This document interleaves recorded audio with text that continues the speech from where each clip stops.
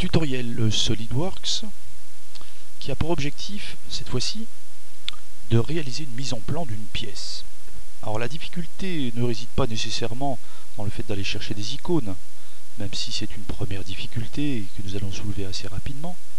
Surtout d'avoir la capacité d'analyser la pièce et de donner l'ensemble des informations qui seront nécessaires et suffisantes de manière à pouvoir réaliser, usiner cette pièce. Alors nous allons commencer par une pièce principalement de révolution, principalement cylindrique, celle-ci.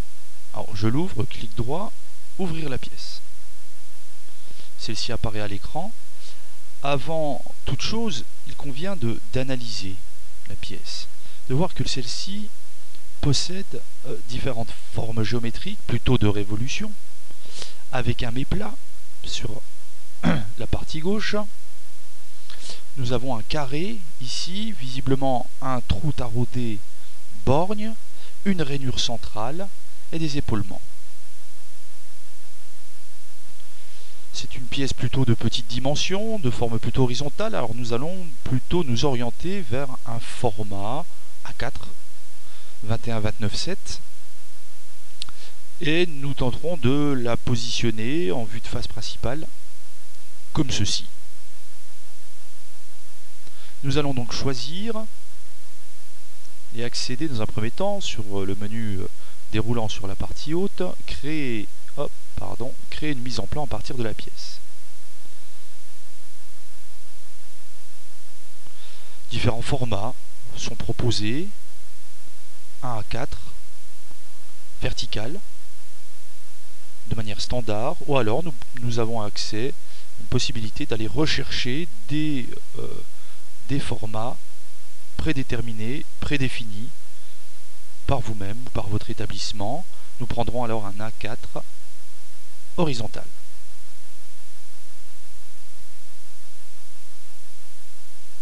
Qui se charge. Sur la partie droite, donc il apparaît ici, cartouche sur la partie inférieure. Nous avons une différente palette de vues. On vous propose vue de face, vue de droite, vue de dessus, vue arrière, vue de gauche, perspective isométrique éventuellement, que nous insérerons également. Commençons, prenons cette habitude d'insérer, donc on maintient un clic gauche et on amène effectivement une première vue isométrique de cette manière-là. Nous voyons ici sur la partie gauche l'ensemble des caractéristiques sur lesquelles nous pouvons proposer une vue dimétrique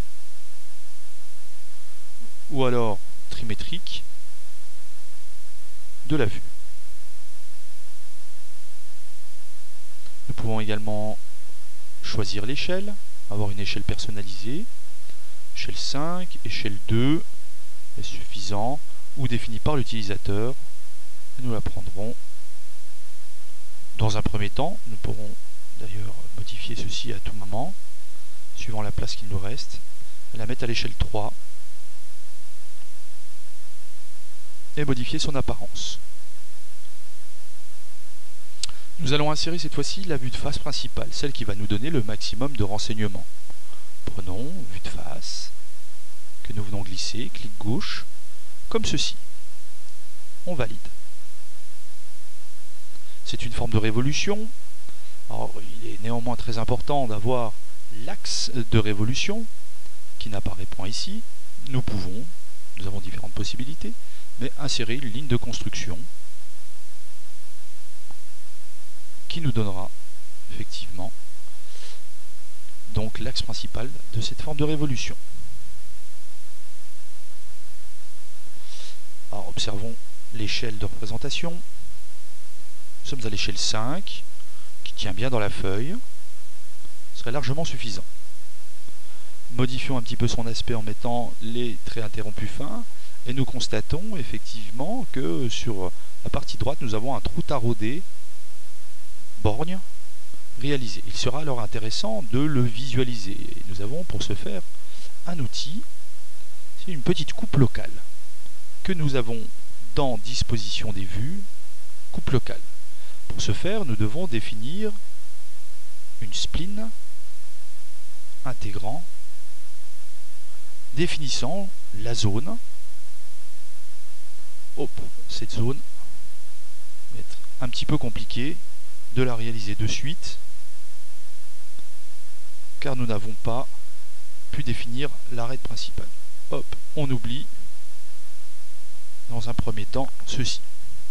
Pour pouvoir la réaliser, ce sera intéressant d'utiliser la vue projetée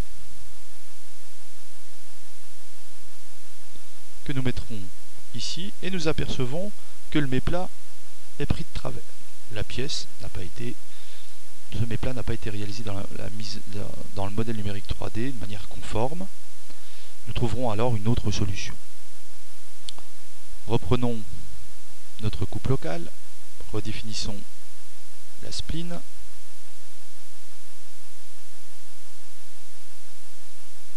comme ceci, et utilisons donc une ligne de construction.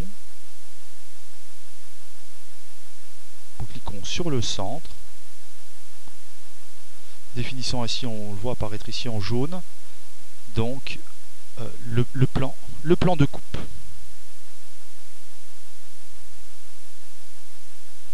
De manière à pouvoir définir le méplat, il est visualisable effectivement ici. Nous pouvons utiliser également des vues en coupe. Donc toujours dans disposition des vues, vue en coupe, nous allons tracer ce qu'on appelle donc la trace du plan de coupe, définissant soit la coupe, soit la section. Petit détail, la lettre A peut être déplacée, maintien clic gauche, on essaie d'avoir donc cette indication de ligne de plan de coupe, on réduit un peu les lignes, donc les flèches définissant cette trace. Donc, il est important pour des formes de révolution, de base, une vue est nécessaire et suffisante, sauf si nous avons un ensemble de détails tels que méplat ou alors forme intérieure,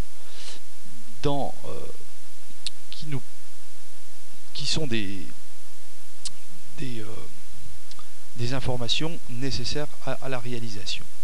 Reprenons. Je vous rappelle que nous ne coupons pas entièrement des formes de révolution pleines. Si celles-ci sont creuses intérieures, comme c'est le cas ici avec un trou tarot des borgnes, il est intéressant d'utiliser donc des coupes locales.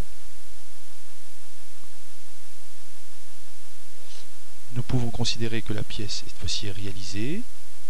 Afin d'avoir une idée juste de la réalisation, nous sommes ici à l'échelle 5, il serait bon d'avoir cette pièce-ci à l'échelle 1. Nous sélectionnons la vue pour cela.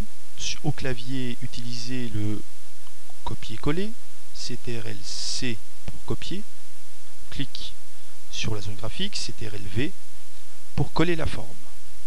Celle-ci est toujours à l'échelle 5, nous allons modifier son échelle pour l'amener à l'échelle 1. On retire la trace du plan de coupe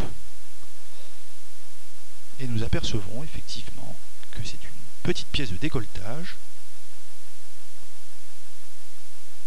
Il est intéressant pour le fabricant d'avoir une représentation de cette pièce également à l'échelle 1.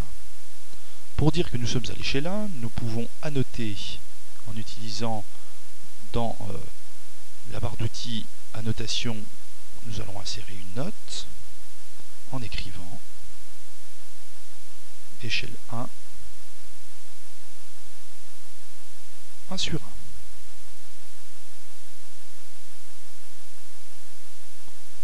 Qui se déplace, puis une petite esquisse définissant un peu cette zone. Différentes informations doivent être annotées cette fois-ci à l'intérieur du cartouche. Pour accéder au cartouche, clic droit, éditer le fond de plan. Nous avons vu que l'échelle de représentation est une échelle d'agrandissement. La pièce est représentée 5 fois plus grande que dans la réalité. Il s'agit d'un axe.